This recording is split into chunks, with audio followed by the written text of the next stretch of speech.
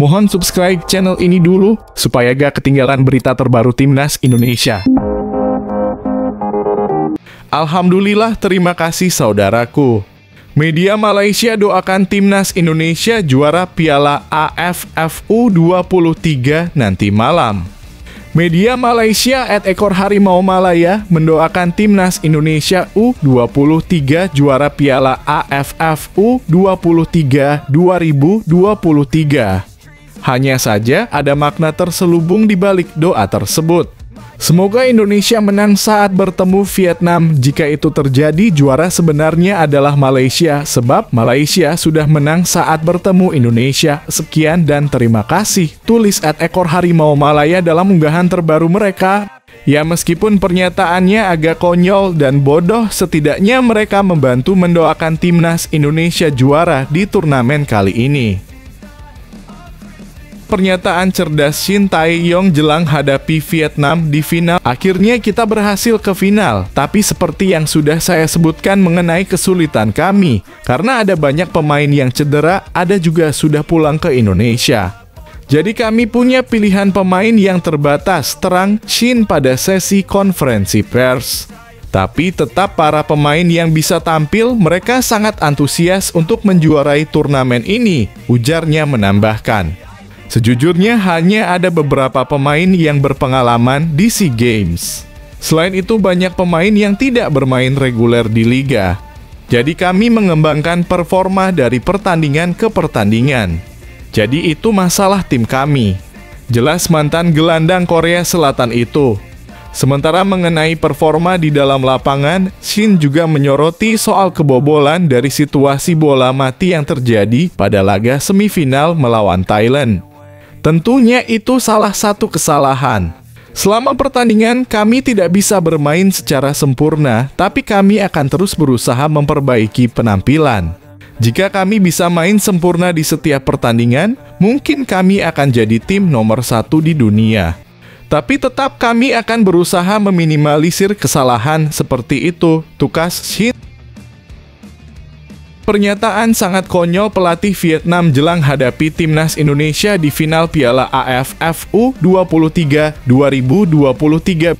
Pelatih Timnas Vietnam U23 Hoang Anh Tuan menyebut Indonesia sebagai tim favorit juara. Sulit untuk menjelaskan perasaan saya saat ini, kami mencapai target lolos ke final. Jika Indonesia mengalahkan kami besok, maka itu tidak mengejutkan, ucap Hoang Anh Tuan dikutip dari 24H. Mereka tim kuat dengan pelatih yang bagus.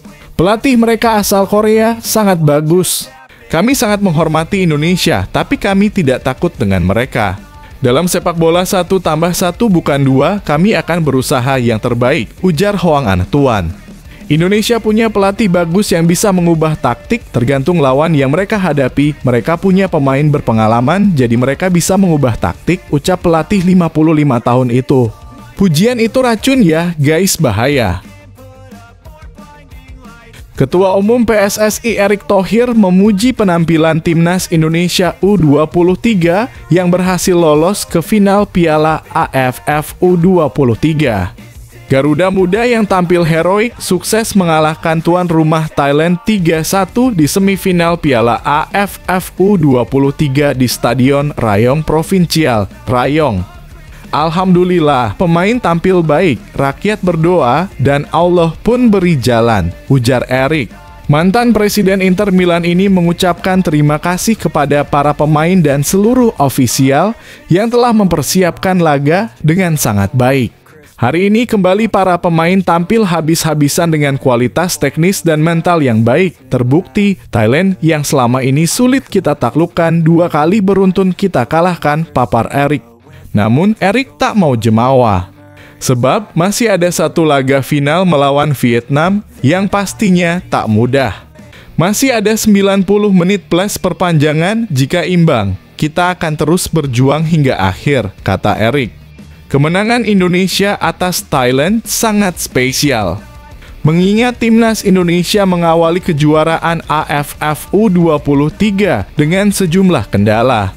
Mulai dari pemanggilan pemain karena banyak punggawa timnas yang tak diizinkan klubnya, hingga kok dari Malaysia di putaran grup.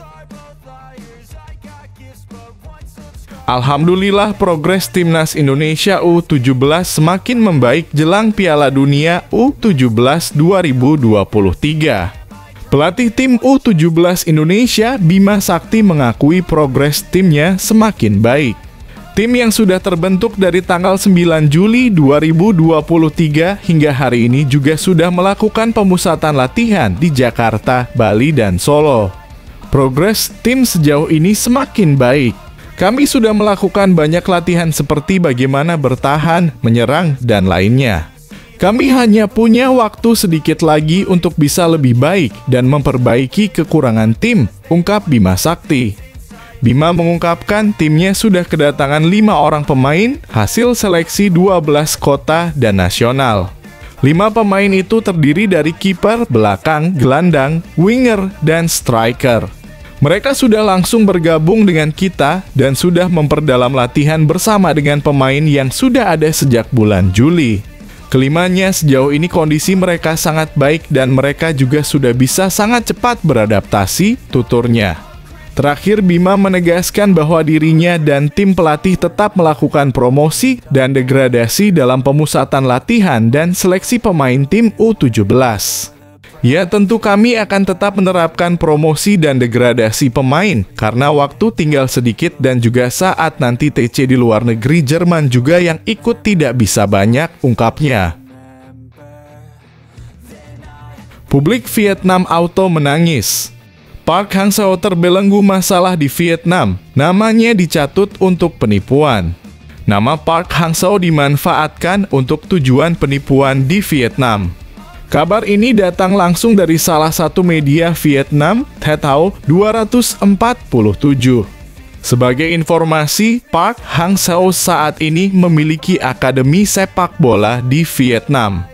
Oknum yang dimaksud dengan sengaja membuat akademi palsu dengan mencantumkan nama Park Hang-seo dan mencoba mengambil keuntungan dari para korban yang terjerat. Pengaruh pelatih Park Hang-seo terhadap sepak bola Vietnam tidak perlu diragukan lagi. Namun banyak pula oknum jahat yang memanfaatkan hal ini untuk kepentingan pribadi, tulis Th Hau 247. Bahkan Th Hau 247 menyebut bahwa pihak Akademi Sepak Bola Park Hang-seo telah beberapa kali mengeluarkan peringatan tegas kepada masyarakat agar tak tertipu. Terakhir, Akademi Sepak Bola Park Hang-seo mengeluarkan 3 peringatan agar tak ada kembali korban penipuan.